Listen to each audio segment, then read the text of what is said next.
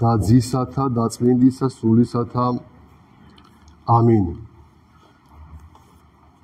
ჩვენ დღეს ვისაუბრებთ მაცხოვრის მიერ აღსრულებულ ერთ-ერთ სასწაულზე, როცა მან ორი ბრმა ადამიანი განკურნა და მათ მისცა თვალის შინი. ეს ამბავი ხდება მაცხოვრის მიერ ერთ-ერთი დიდებული სასწაულის შემდგომ, როცა მან აღადგინა იაიროსის მკვდარი ასული. ეს სასწაული მალე ყველამ გაიგო. მაცხოვარი გამოდის აი ამ სახლიდან, მიემართება ქალაქში, მას მისდევს ძალიან ბევრი ადამიანი. ამ სასწაულმა მას შორს გაუთქვა სახელი მაცხოვარს. უფალს მიყვებიან თავისი მოწაფეები, გამორჩეულები, სხვადასხვა ადამიანები, ფარისევლები მათ შორის. ზოგი მაცხოვარს ემორჩილება, მის სწავლებას ისმენს, ზოგი მას მახეს უგებს საუბარში და აი ბევრი ხალხი მიყვება უფალს და ორი ბრმა ადამიანი ისინი მოისმენენ მაცხოვრის სასწაულის შესახებ, მოისმენენ ხალხის სიმრავლეს, ფეხისხმას, კითხულობენ რაშია საქმე, რა ამბავია, რა ხდება და ეუბნებიან, რომ აი ესო მოდის აქეთ და ისინი უეცრად ეს ბრმა ადამიანები წამოდგებიან ფეხზე, დაიწყებენ ღაღაც, უფალო, ძეო დავითისო, შეგვიწყალენ ჩვენ და მაცხოვარს გაყვებიან, რომ მისგან კურნება მიიღონ. მაცხოვარი შედის ერთ-ერთ სახლში, ეს ბრმები შეყვებიან უფალს სახლში. მაცხოვარი ეუბნება, რომ გწამთ, რომ მე ძალმიც აი ამ სასწაულის აღსრულებამ თქვენ თვალეჩინი მოგანიჭოთ. ისინი ამბობენ, დიახ, უფალ, ჩვენ გწამს, რომ შენ ამის ძალა გაქვს. უფალი ეუბნება, რომ თქვენი საწმუნოებისგან მოგიგოს თქვენ და მათ უბრუნდება თვალის შინი. ისინი უცბად დაინახავენ ყოველივეს, ცას, მიწას, მაცხოვარს, მათ წინაშე ხალხს. დიდი სიხარულეა ბუნებრივია მათგულებში. შემდგომში უფალს მოუყვანს კიდევ ერთ ეშმაკიაულ ადამიანს, ის ყრუმუნჯია. უფალი განკურნებს მასაც და აი ამ დროს უკვე ეშმაკი შეძრწუნებული მაცხოვრის საქმეებით მის წინააღმდეგ აღძრავს ფარისევლებს და ისინი ამბობენ, რომ აი ეს კაცი ბელზებულის, ანუ ეშმაკის ძალით განასხავს ეშმაკებს. აი ამ ყოველივე შემდგომ მაცხოვარი კვლავ განაგრძობს ქადაგებას და თავისი კეთილის საქმეების აღსრულებას. შინაარსი მოკლედ დღევანდელი სახარებისა. ჩვენ რამოდენიმე საკითხი უნდა გამოვყოთ დღეს მოსვენებით სახარებაში. პირველი აი ამ ადამიანების რწმენა, რომ ჩვენს ვისწავლოთ მათგან სარწმუნოება მართალი და რა, რომ იესო ქრისტე არის კაცობრიობის ხსნელი. ნახეთ, ისინი ეუბნებიან უფალო, ჩვენ გვწევთ, შენ ძალგიც ჩვენი განკურნება. განათქვათ მამასებედრე, ან ვინმეს რომ შენ ძალა მოგცეს, სანამ შენ გაქვს ამის ძალა.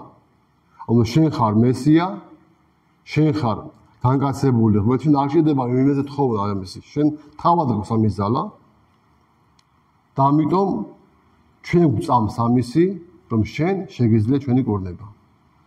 ჩვენს უნდა გვწამდეს, რომ კაცობრიობის მხსნელი და მაცხოვარი არის იესო ქრისტე. სხვა არავინ, ჩვენი გადამშენელი, ჩვენი შველელი, ვინ ჩვენ გვაძლევს სულიერი ცხოვრების თვალიშინს, ვინ ჩვენს დაბრუნებულ თვალებს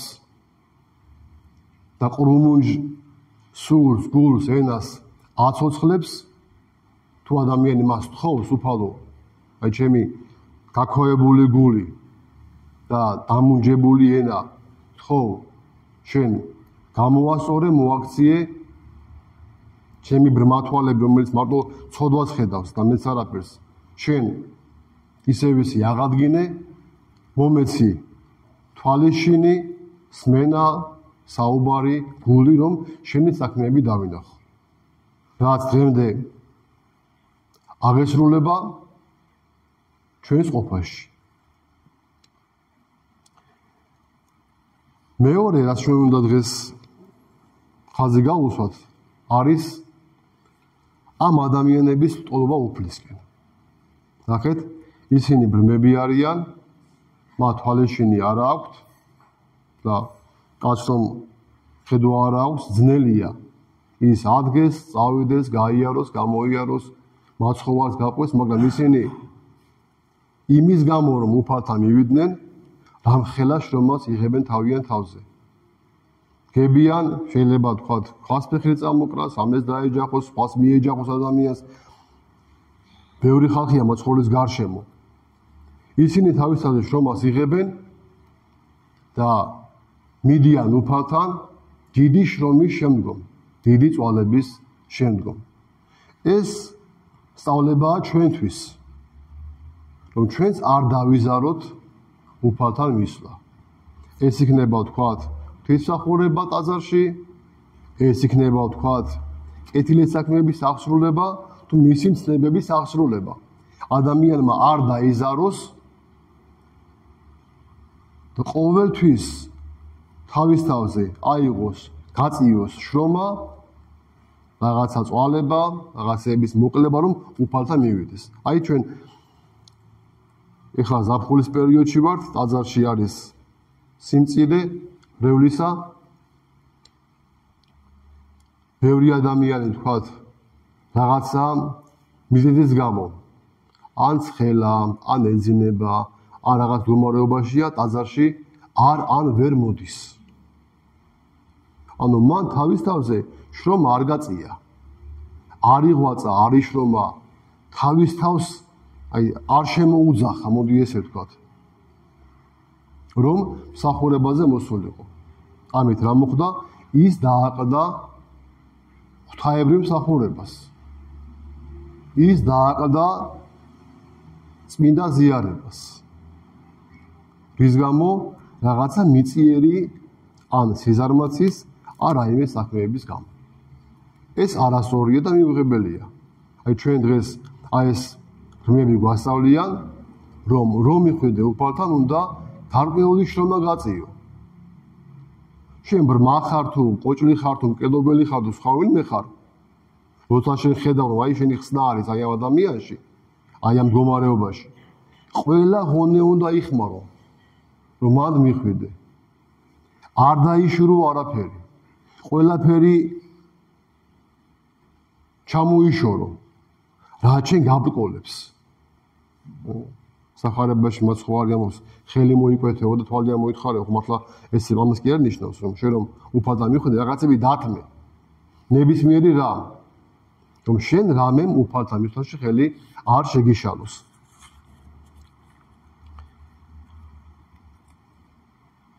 მესამე ჩვენ რაც უნდა დღეს ვისაუბროთ არის მაცხოვრის სასწაული, მან თავის იკეთე დაფარა. დამალა ეუნება რომ თქვენ რომ ყურნება მიიღეთ, ამას ნურავის ნუ ეტყვით. აი ეს არის სათნოება. და სწავლება ჩვენთვის. თუ ჩვენს გვინდა სიკეთის ქმნა, ამაზე ადამიანო არ უნდა ილაპარაკო. ეს დაფარე. შენი სიკეთეები, შენი კაისაქციელი, თქვათ, შენი ლოცვა, მარხვა, ქრისტიანობა, ღვთისმსნებები ცხოვრება, ის რომ თქვათ მეზობელს ეხმარები, ის რომ თქვათ ვინმეს ხელი მოუმართე, ამაზე ნუ ილაპარაკებ ნურსად და უთხარი სხვასაც, რომ შენ ამაზე ჩემს კეთილ საქმეებზე ნუ ილაპარაკებ. დაფარე. მაგრამ რა ხდება ამ დროს? როცა ადამიანი სათნოებას ფარავს, მალავს, ის უფრო წარმოჩინდება. ნახეთ, ამ რმბებმა მიიღეს მაცხოვრისგან კურთხევა, რომ მათ არ ელაპარაკათ, მაგრამ ისინი მაინც ლაპარაკობენ. მაინც ხადაგებენ, რომ მათ მიიღეს შემწეობა და კურნება უფლისგან. ეს არის სათნოების ერთგვარი თვისება. შენ რომ მას მალავ, ის უფრო წარმოჩინდება. მაგრამ შენ თუ მას წარმოაჩენ, მიიღებ დიდებას ადამიანებს. შენაირი ადამიანებისგან. და თუ შენ აქ მიიღებ ამის გამო პატივს, მაშინ შეეშვის ზეციურს. და თუ შენ გინდა რომ თქვათ ამის მაგიერ მიიღო ზეციური, მაშინ აქ დაფარე, რომ აქაურმა ადამიანებმა შენ ამის გამო პატივი არ მოგაგონ. ეს დაუტოვე ღმერთს. მაგრამ ხდება ხოლმე ისე, რომ სათნოება უფრო წარმოჩნდება ხოლმე. ეს თვისებაა სათნოებისა. შენ მას რაც უფრო მალავ, ის უფრო წარმოჩნდება. ჩვენ დღეს ასევე ვისწავლეთ ლოცვა. ნახეთ, ეს ბრმები ეუნებიან. უფალო ძეო დავითისო, შეგვიწყალენ ჩვენ. ჩვენც ადამიანები ვამბობთ, უფალო იესო ქრისტე, ძეო ღვთისაო, შემიწყალე მე. მოუკლებელი ლოცვა. ავალემოციქულე ჩვენ ამას გვაგონებს, რომ უნდა ილოცო მოუკლებლად. ეს შენი სულიერი მდგომარეობა, შენი საუბარი არის სულის ღმერთთან და აი როგორი გასაკვირია ხოლმე რომ ჩვენ გვესმის რომ მაი მამაო მე არ მქონდა დრო რომ მელოცა. თქვათ ვერ მოვასწარი ლოცვის საკითხვა, დაკავებული ვიყავი, თქვათ რაღაცა შრომობდი და ასე შემდეგ. ნახეთ, როგორი პატარა ფრაზაა. უფალო იესო ქრისტე, ძეო ღვთისაო, შემიწყალე მეწოდული. აი ეს ლოცვა შენი ლოცვა ყველა მდგომარეობაში. მუშაობ გულში მეორე, გზავრობ გულში მეორე, ზიხართ, გეხარ, გამესაკეთებ გულში მეორე, ვინ გიშლის ამის ლოცვას? არავინ. მაგრამ შენი სული ამას ვერ გუობს, ვერ იღებს. რატო? შენ გონდა რაღაც გამოჭედი რაღაცა მიწიერი რაღაცეებით. აი ნებისმიერმა ჩვენთაგანმა ვთქვათ, ავიღოთ ტელეფონი და სოციალები. ტელეფონს აპლიკაცია აქვს, რომ ნახავ რამდენი ხანი ხარ ტელეფონში და ნახეთ საღამოს ძილის წინ თქვენ რამდენი ხანი იყავით ტელეფონში. რამდენი საათი. შეიძლება იყო 8 საათი, 10 საათი, 4 საათი, 5 საათი ტელეფონში. და რაღაცებს ნახულობ. და ამბობ, რომ მე დრო არ მაქვს რომ ვილოცო. რა თქმა უნდა, შენ დრო არ დაგრჩება. თორე შენ დროს არ ანაწილებ სწორად. როცა უნდა შენ ილოცო და ღმერთო შემიწყალე მე, მაშინ შენ გართხმული ხარ რაღაცა უაზრო რაღაცის ძიებაში და დროს კარგავ და ფლანგა. ამიტომ ნუ იტყვი, რომ მე დრო არ მაქვს ლოცვისთვის და იცოდე, რომ შენი ხსნა არის ლოცვაში, როგორც აი ამ ბრმა ადამიანებისა. შემდგომ მაცხოვარმა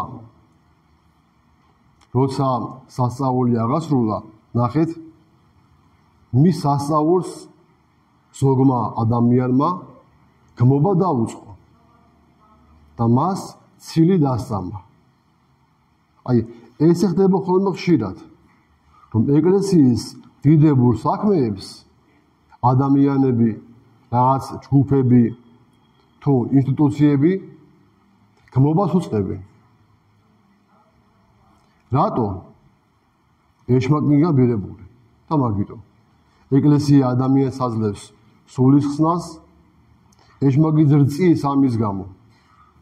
ადამიანი უნდა გადარჩეს, მის კლანჭებს ჩამოშორდეს, უნდა ცხონდეს და იგონებს უამრავ ცილისწამებას ეკლესიაზე, სამღვდელოებაზე, მაცხოვრის საქმეებზე. როგორ იყო მაცხოვარი ებრაელებმა ჯვარზე გააკრეს, საოცარი და საშინელი ცოდვა ჩაიდინეს, მაცხოვარი აი ამ ყოველივეს მერე აღდგა და მისი აღდგომა არ იწამეს. განაიწამეს, მას კიდევ ხედახლა ბრძოლა დაუწყეს. და დღემდე ესია ეკლესიის წინააღმდეგ. ეკლესია დღემდე ადამიანს ასწავლის სიკეთეს, თქვა პატივისცემას, სიყვარულს, ერთობას, ურთიერთგატანას და ამის გამო ქვეყნიერება მას მტრობს. აი, რის გამო უნდა შენ მტრობდე ეკლესიას? აი, რას გასწავლის? თქვათ, შვილს ეუნება, შენს მშობელს პატივი ეცი. ქმარს ეუნება, ერთგული იყავი.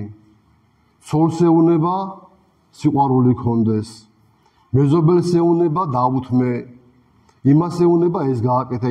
რის გამო უნდა შენ გსურდეს ეკლესია?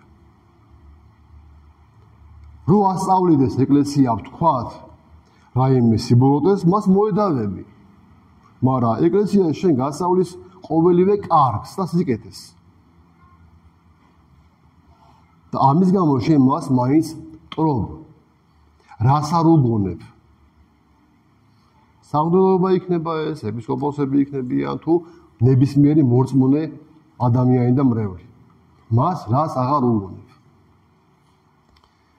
და აი ჩვენ წეგამ თქვით, რომ შენ უნდა სათნოება დაფარო. და მართლა ასია. მაგრამ იცოდე, რომ შენ სიკეთეების გამო შეიძლება ცილი დაგწამო. როგორც მაცხოვარს. მას ცილი დასწამეს, მაგრამ მან რა გააკეთა? ისე კეთილი საქმეები გააგრძელა.